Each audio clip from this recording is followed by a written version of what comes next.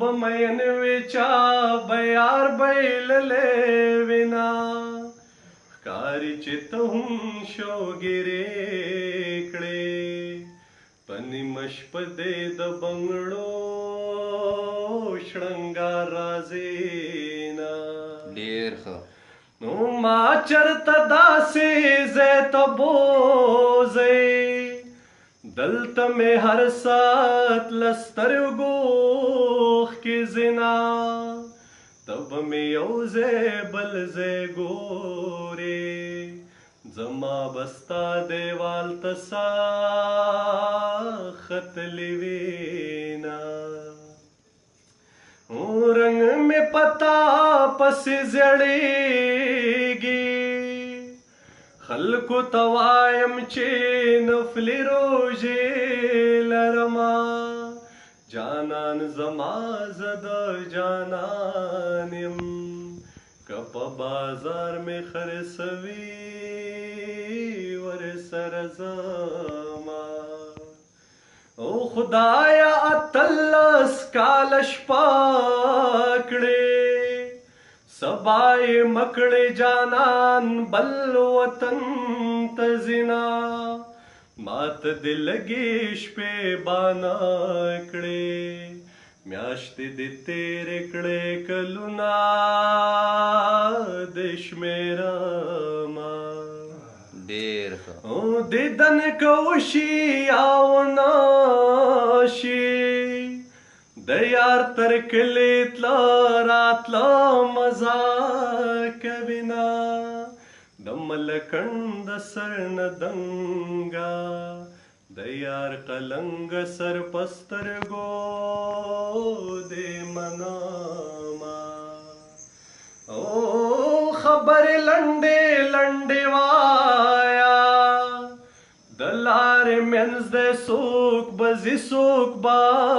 راځي نه په لار کې ناستې مزان جاړم خدایه د لارې مل مې راولې چې زما ډېر ښه یاره اول به کله کله راغلې اوس دې زړګی له مانه صبر کوم مینا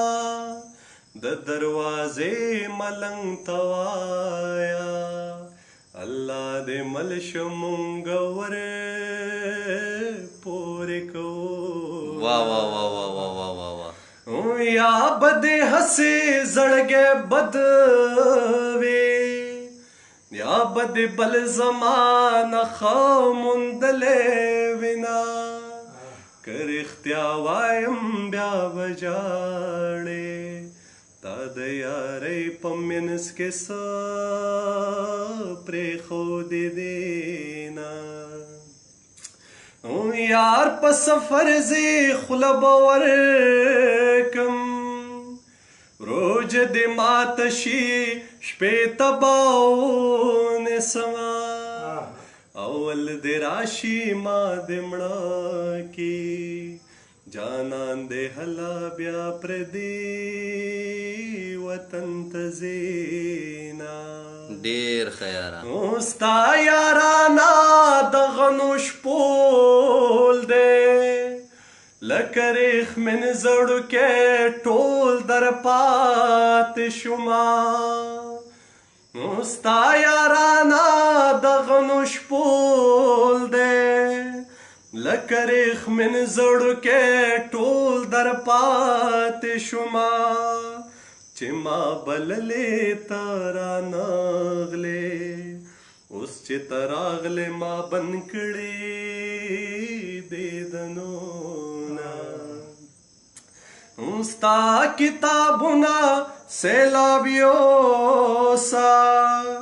ستا د دیدن ارمان مې وچ کړل اندامونه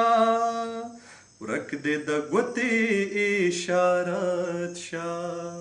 ما ټوله شپه لمسې پترخ کې ګرځونه دا ورځې تورې سترګې ګرځم د شپې په لپو لپو اوښکې تویومه د ځوانۍ ژونده مه تېرېږه ماته یو ښکلې د یارۍ ویلې دینه ډېر ښه او دا نیمې شپې پورې رانغلې سکروټې مړې شوې واس ایرو ته ناسته یمه په پټو زړونو خبرداره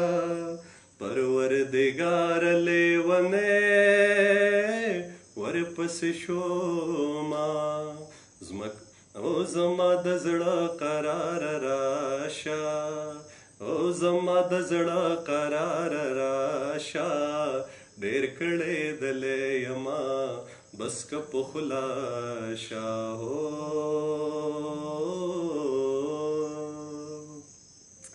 ته مې لټولې د خپل زړګي ګوټونو کې د مصور د تخیل په گلشنونو کې ته مې لټولې د خپل زړګي ګوټونو کې د مصور د تخیل په گلشنونو کې د لږ سات د پار راشه ډېر ښه او د لږ سات د پار راشه ډېر کړی دلی یمه بس که په خلاشه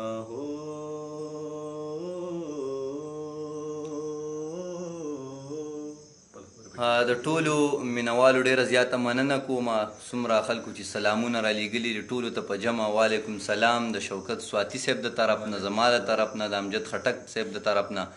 او د سواتي صاحب یو ځل بیا مننه کوو چې یاره په دومره لنډ تنګ وخت کې راغی او زمونږ هاسټل ته راغی مونږ سره کمره کې یو څو شیبې تېرې کړې او دومره ښایسته ټپې تاسو ته وویلې نو یوه پوښتنه به ترې کومه د خپل طرفه ستاسو دپاره چې د باسین صاحب هغه کم دوه شعرونه تاسو ویلي دي او د هغې هغه چې کوم غزل تاسو ویلی دی که هغه راته لږ زمزمه کوي نو ډېر خوند به وکړي سور لازمي نه دی خو پاسه یو ګلاب راکړه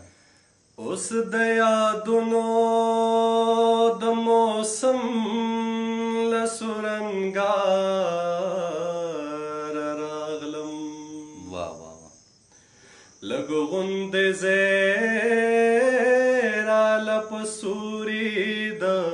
نقاب راکا ډېر ښه د کلي خلک رات ټول په تماشا ولاړ دي سور لازمین دی خو پاسا یو ګلاب راکا